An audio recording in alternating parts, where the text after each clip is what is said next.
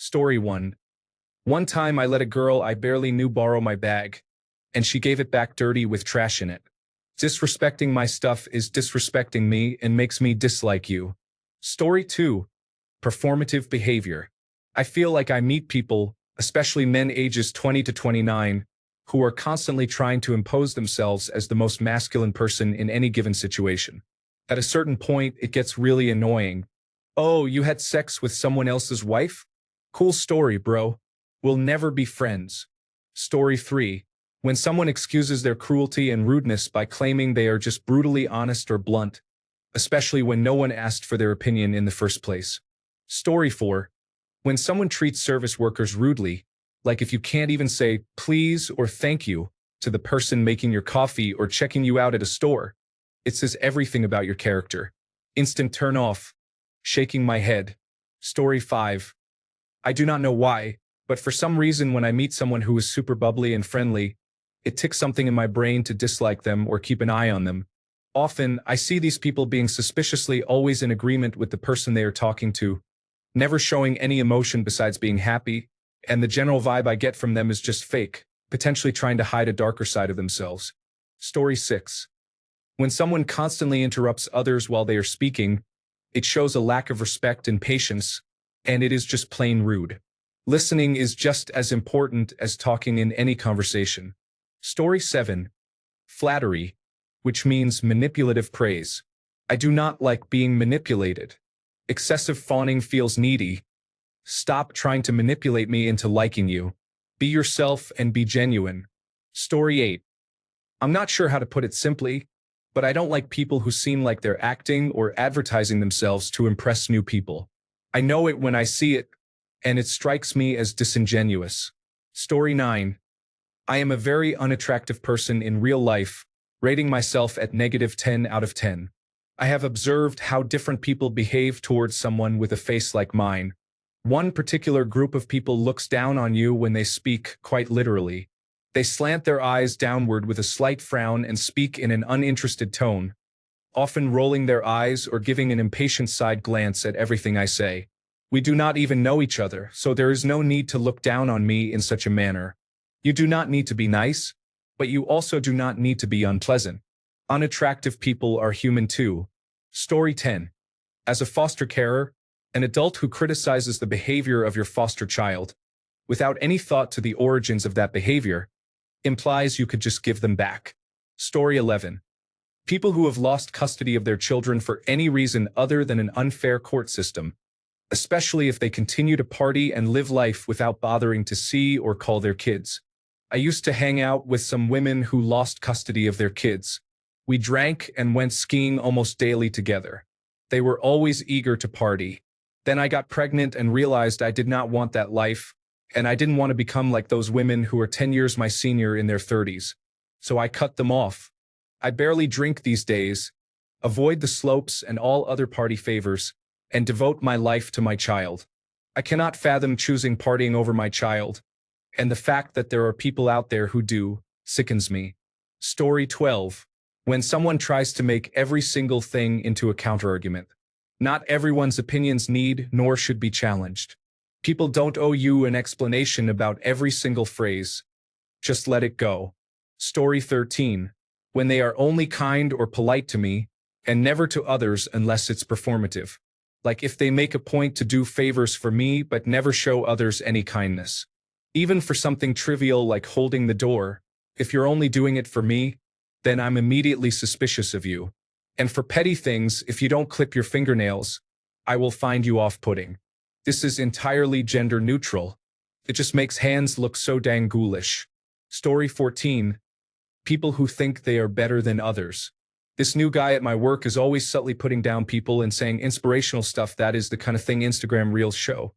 But the way he says it, everything translates to you're not as good as me, but you can be as good as me someday if you stop being lazy and get your life together. He is new at this job and still in training, and my coworker, who has worked here for 6 years, was struggling with something related to the job. He wrote on a piece of paper all the things she needs to do to solve her problem because he thinks he knows everything. It was all nonsense because this job is something he has no experience in. I cannot stand this guy more than any rude coworker or boss I have ever had. He instantly puts me in a bad mood. Story 15. People who curse nonstop.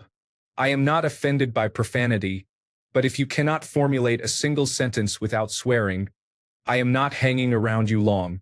Story 16. When someone talks up the things they enjoy by putting other things down, it is not enough for them to share their excitement. They have to make sure you know why everything else is inferior. Story 17. Recently it's been pretty specific to whether someone is trying to convince me of something or if I'm being talked at rather than talked with. I want an exchange of reciprocity, not a salesman or preacher. Story 18. People who interrupt, have side conversations, or stare off into space when it's your turn to speak really irritate me. I've become adept at making passive-aggressive remarks when I notice it's a habit of theirs, such as, "Oh, I'll just go ignore myself then." It's even more frustrating when they ask you a question and then do those things in the middle of your answer. This is one of the easiest ways for me to tell someone only cares about themselves. Story 19. Acting too friendly right from the start. I like friendly people and I am pretty friendly myself, but I don't trust anyone who pretends to be a longtime friend when we just met. It's dishonest. Story 20. Humble bragger. My parents paid for my New York University tuition, but I didn't really want to go. I guess I have to go after all. I just bought my family a new house. I'm so broke right now and have to wait for next month's paycheck so I can buy myself a new car. I did so badly on the test. I got a 96% just because I got one question wrong. I feel so stupid. Story 21. My cats will inform me of whether they are worthy or not if the person deceives their way into my life far enough to be admitted into their vicinity. Story 22. Smug main character syndrome was at a work meeting. I sat down at an empty table and opened my laptop to answer a few emails before the meeting started. A person sits down at the table. I think he introduced himself as the new director for a sister division. Half the room is at the coffee station grabbing breakfast when the host calls the meeting to order. I was still typing when he turns to me and loudly says in front of the rest of the table, "You are being rude typing. I can't concentrate." I mean, I get it. It is rude to continue to work on your laptop throughout the meeting, but people were still talking at the back of the room. The host was asking the room to take a seat and was just starting to go through the agenda. I just looked at him and told him I would shut down my computer when I finished my email. Later, he approached me in the hall and explained how smart he was. I rarely form an instant dislike for someone, but he was the exception. Story 23. Someone who always has to be the center of attention at any and all events, like the bride at every wedding and the body at every funeral type. It's all about them. Story 24. They talk very loud and constantly. I was working at this store and this guy came in with a big personality. Everyone looks at him. I am so cool kind of guy. The whole time he was in the store, I could hear him from wherever he was. Story 25. The one-up. It's basically where if you've done something, they've also done it both before you and better than you. It makes me instantly want to remove myself from the situation. I've heard it's people trying to be relatable and find common ground, but seriously, it fails and you just come off as a prick in my opinion. Story 26. People who don't know personal space. I usually meet people like this on a night out, fake in the sense of laughing and love, really touchy and wanting to be friends. Also, when your friend has a friend and he thinks you're his good friend, like why are you calling me brother and trying to be close with me? I don't know you, but maybe I'm just antisocial. But there's a difference between friendly people and overly friendly fake people. Story 27. Smoking or smelling like smoke triggers my asthma, and I just don't have it in me to get to know people, especially someone whose pastime affects my health. Story 28. Entitlement and or expecting others to bend over backwards for you and not doing anything in return. Spoiled people. Attention seekers. People who lie or exaggerate when telling a story so others like their story or them more. Inconsiderate people. Anything along those lines, but I could never show the dislike because I'm a people pleaser. Laugh out loud. Story 29. A person who makes the current most popular scandal or meme their whole personality and part of every joke or attempt at humor until the next thing comes along. Story 30. When they inform me that they are the best Christian, And the second thing that will make me dislike someone is if they describe themselves as a carnivore. Story 31. When someone is rude to waitstaff or anyone in customer service, it shows a lot about their character and how they treat people who they think can't do anything for them. Instant red flag for me. Story 32. They are rude to people for no reason. For example, if I am at a restaurant with someone and they are mean to the server for no reason, I will make them pay for both meals. Story 33. Bringing up politics in the first 5 minutes of meeting them. Alright, I get it, you are in on all the newest stuff about Donald Trump, Joe Biden, Kamala Harris, but I just met you, settle down. That is, unless it is something really big that just happened. Story 34. Loud attention seekers who talk over everyone and make the conversation about themselves. And the opposite, the quieter ones who drop all their problems at your feet in the first 5 minutes. And either one of those types who try to snuggle in real close for a chat while in line at the store or wherever. Ugh. Just back up and be quiet. Story 35. People who do not listen to the other person when in a conversation say what they want to say, and the other person's words do not mean anything to them. Story 36. I truly did not want to mention Trump, but he has so many characteristics that are instantly dislikable. He can't take a joke. Remember the Obama joke at the correspondence dinner? He mocks people like the physically challenged reporter or journalist. He makes up belittling names to humiliate others, such as the female CEO of a printer company who was a Republican candidate, and Trump said, "Who wants to look at that face?" When a fellow poster asked, "Isn't that quintessential Trump?" Hell yeah, that's him. That's an easy conclusion. Story 37. People who don't value your time. I don't care that you have attention deficit hyperactivity disorder. You're 23. Get your act together. I also never use my autism as an excuse. That's just stigmatizing. Story 38. This sounds dumb, but people who just let a door slam in my face. It's just so rude, and who don't smile when I smile back at them. Like, are your muscles not working correctly? You can't even fake a smile? Story 39. Being a poor communicator and then acting like you're better than everyone because you keep your emotions bottled up. Also, being rude to anyone in service jobs and men who fake their personality and then change with no warning or explanation.